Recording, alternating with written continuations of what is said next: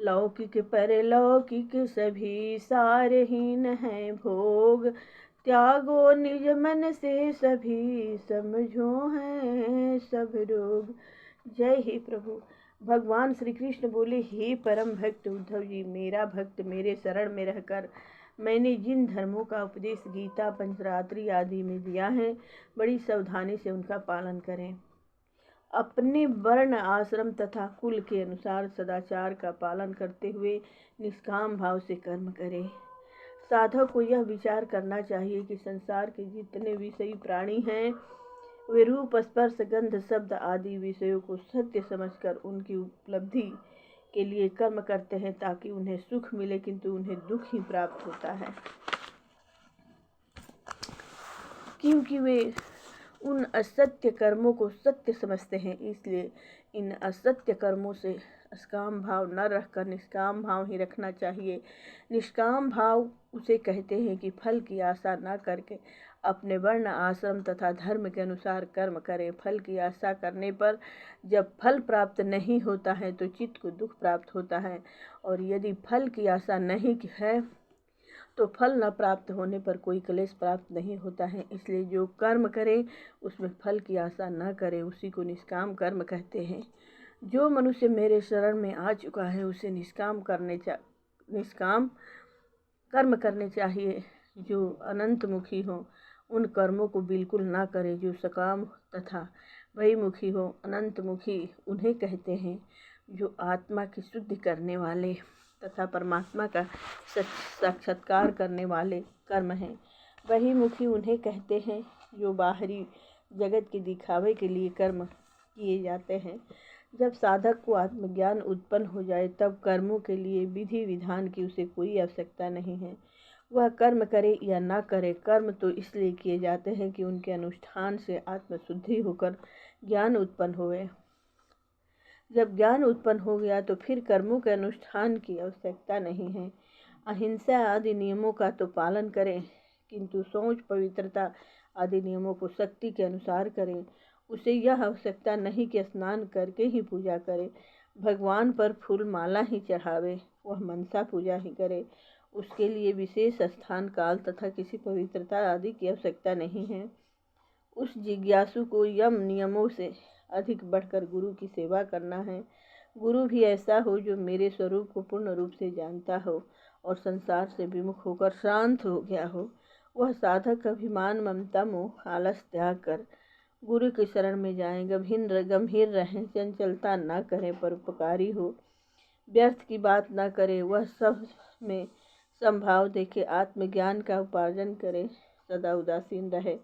जिस प्रकार एक लकड़ी और आग जलते हुए एक प्रतीत होते हैं, किंतु वास्तव में लकड़ी और आग पृथक पृथक वस्तु हैं, उसी प्रकार 5 तत्वों से बना यह स्थूल शरीर तथा 17 तत्वों से बना हुआ यह सूक्ष्म शरीर दोनों ही जड़ हैं और दृष्टि आते हैं, किंतु उनमें चेतना शक्ति प्रदान करके प्रकाशित करने वाला आत्मा स्वयं प्रकाश और साक्षी है।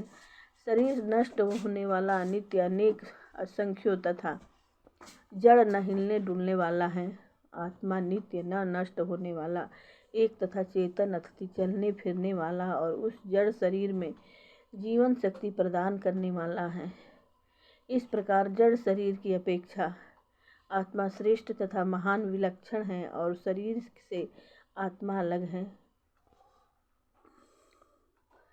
शरीर और आत्मा दो अलग अलग वस्तु हैं। जो मनुष्य आत्मा और शरीर को एक मानते हैं अथवा शरीर को आत्मा तथा आत्मा को शरीर मानते हैं, वे मूर्ख हैं। जब आत्मा अपने को शरीर मान लेता है तो शरीर के द्वारा किए हुए कर्म आत्मा पर आरोपित होने लगते हैं। वह शुद्ध आत्मा शरीर के गुण, दोष, जड़ता, स्थूलता, अनेकता आदि गुणों से लिप्त होने लगता है तथा वह निर्मल पवित्र आत्मा मल युक्त तथा अपवित्र हो जाता है। जिस प्रकार स्वच्छ वस्त्र शरीर का मल ग्रहण करके स्वयं मैला हो जाता है, उसी प्रकार यह आत्मा भी शरीर के मल को ग्रहण करके मैला हो जाता है। तब वह जीव आत्मा के जन्म मरण के आवरण में पड़ जाता है। स्थूल शरीर का जन्म मरण होता है और जीवात्मा का सूक्ष्म शरीर के साथ आवागमन होने लगता है। उसका मल ज्ञान रूपी साबुन से नष्ट हो जाता है। जब जीव को आत्मज्ञान हो जाता है तब फिर संसार चक्र से छूट जाता है। इसलिए हे उद्धव जी, जन्म मृत्यु का मुख्य कारण अज्ञान ही है। इसलिए आत्मा को अपने वास्तविक स्वरूप का ज्ञान कराना चाहिए। जब आत्मा को अपने वास्तविक स्वरूप का ज्ञान हो जाता है तब वह अपने को एक महानतम परमात्मा समझने लगता है और उसी में समा जाता है। यह अपना वास्तविक स्वरूप अपने में ही स्थित है। वह प्रकृति और प्राकृत दोनों से परे हैं, उसका अन्य कोई आधार नहीं है। इन बातों को समझकर स्थूल शरीर और सूक्ष्म शरीर को ही जीवात्मा मान बैठने वाली बात को हृदय से मिटा देना चाहिए। जीवात्मा इन दोनों से भी भिन्न वस्तु है। यह ज्ञान से ही जाना जाता है। विशुद्ध ज्ञान प्राप्त होने पर यह माया का जाल कट जाता है। माया के गुणों में मिलकर केवल शुद्ध आत्मा ही रह जाता है। हे प्रिय परम प्रिय उद्धव, उपरोक्त कथन का यह निचोड़ अर्थी सार निकला कि आत्मा स्वयं प्रकाश ज्ञान स्वरूप तथा एक ही है। कर्तापन तथा भोक्तापन आदि कर्म स्थूल तथा सूक्ष्म शरीर के कारण हैं। अति कर्तापन तथा भोक्तापन से अनेक शरीर प्राप्त होते हैं। जैसा कर्म करेंगे उसे भोगने के लिए वैसा ही शरीर प्राप्त करेंगे। शरीर ही कर्म करता है और वही उन्हें भोगता है। आत्मा नित्य तथा माया से परे है। उस आत्मा के अतिरिक्त जो कुछ भी है वह अनित्य तथा माया से लिप्यमान है। तर्क द्वारा आत्मा की नित्यता सिद्ध करना। हे प्यारे उद्धव, तुम यदि जीव को ही कर्मों का कर्ता और सुख दुख आदि का भोक्ता समझो और इस जगत काल भेद तथा आत्माओं को भी नित्य समझो, उसके साथ ही साथ इन सब पदार्थों को भी नित्य तथा सत्य समझो, इनके साथ ही साथ इस जगत के परिवर्तन को ज्ञान समझो, तो ऐसे मत के मानने से बड़ा घोर अनर्थ होगा। क्योंकि इस प्रकार मानने से आत्मा की नित्य सत्ता तथा जन्म मृत्यु के चक्कर से छूटना कभी सिद्ध नहीं हो सकता है। और यदि इसे मान भी लिया जाए तो काल के अनुसार देह की बाल युवा तथा जरा अवस्था होने पर जीव की जन्म मरण अवस्थाएं भी नित्य मान ली जाएगी और वह जन्म मरण से कभी मुक्त नहीं हो सकेगा। क्योंकि तुम देह आदि पदार्थ तथा काल को नित्य मानते हो। जब जीव जन्म मरण से हट नहीं सका तो वह परतंत्र ही हुआ, क्योंकि यदि वह स्वतंत्र होता तो दुखों को क्यों भोगना स्वीकार करता। इस प्रकार जीव कभी दुख नहीं भोगता। जब वह जीव परतंत्र है तो स्वार्थ परमार्थ दोनों से वंचित रहा। यदि तुम यह कहते हो कि उत्तम कर्म करना जानते हैं वे सुखी रहते हैं और जो उत्तम कर्म नहीं जानते वे दुखी रहते हैं, तो यह भी कहना उचित नहीं है। क्योंकि ऐसा देखा जाता है कि बड़े बड़े कर्म कुशल धर्मात्मा दुखी रहते हैं और जो धर्म कर्म कुछ नहीं जानते हैं सुखी पाए गए हैं। यदि तुम यह कहो कि उन्हें सुख देने वाले कर्मों का भली प्रकार ज्ञान है तो उन्हें भी मृत्यु से बचने के उपाय का पता नहीं है। जब उनकी मृत्यु सिर पर खड़ी है तब कौन सी भोग सामग्री है जो उन्हें सुखी कर सकती हैं। जिस प्रकार सूली पर चढ़ाए जाने वाले मनुष्य को स्त्री पुत्र धन उत्तम भोजन आदि अच्छे नहीं लगते हैं, उस समय उसे ये सब वस्तुएं अति दुखद प्रतीत होते हैं। उसी प्रकार मरणशील पुरुष को सब भोग की सामग्री दुखद प्रतीत होती हैं। इसलिए हे प्यारे उद्धव, जो उपरोक्त मत मानते हैं उनके विचार से न तो उन्हें सुख ही प्राप्त होगा न जीव की कुछ उत्तमता ही सिद्ध होगी। हे उद्धव, यदि कोई यह कहे कि इस लोक में सुख प्राप्त नहीं होगा तो परलोक में सुख प्राप्त होगा, सो उनका यह विचार भी मिथ्या है। वहाँ स्वर्ग लोक में भी परस्पर बड़ी लाग डांट रहती है। जिनके अधिक पुण्य हैं वे कम पुण्य वालों को दोष दृष्टि से देखते हैं। उनमें होड़ बनी रहती है, वे एक दूसरे के पुण्यों में दोष निकालते रहते हैं, छोटों से घृणा ईर्ष्या करते हैं। पुण्य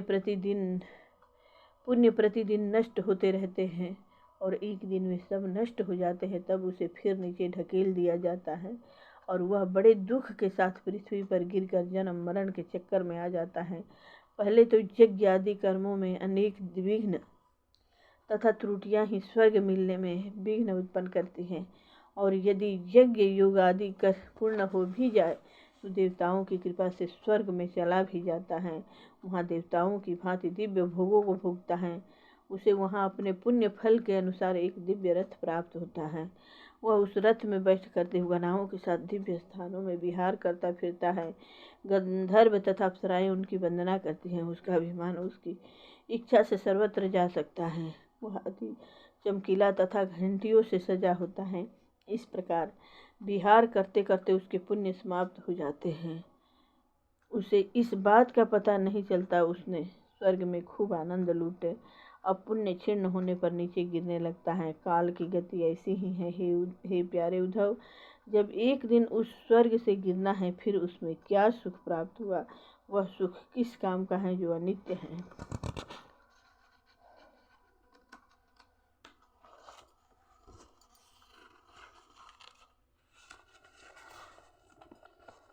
हे प्यारे उद्धव, यह स्वर्ग आदि तो तब प्राप्त हुए जब निर्विघ्न उत्तम कर्मों का अनुष्ठान समाप्त हो गया।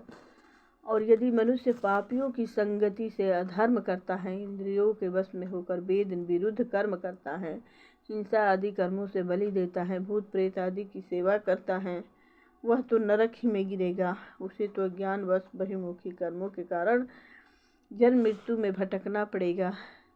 उसे कभी तनिक भी सुख प्राप्त नहीं हो सकता है। मनुष्यों की तो बात ही क्या है। लोकपाल तथा ब्रह्मा भी आयु समाप्त होने पर जन्म मृत्यु के चक्कर में भटकता है। यह जीव अज्ञान के कारण ही सत्व रज तम गुणों तथा इंद्रियों को अपना स्वरूप मान लेता है और उनके द्वारा किए हुए कर्मों के सुख दुख आदि फलों को भोगता है। जब तक वह मैं मेरेपन के अभिमान अस्सी कर्तापन को मानता है, तब तक वह परमात्मा में नहीं मिलता है, अर्थात एकत्व को प्राप्त नहीं होता है।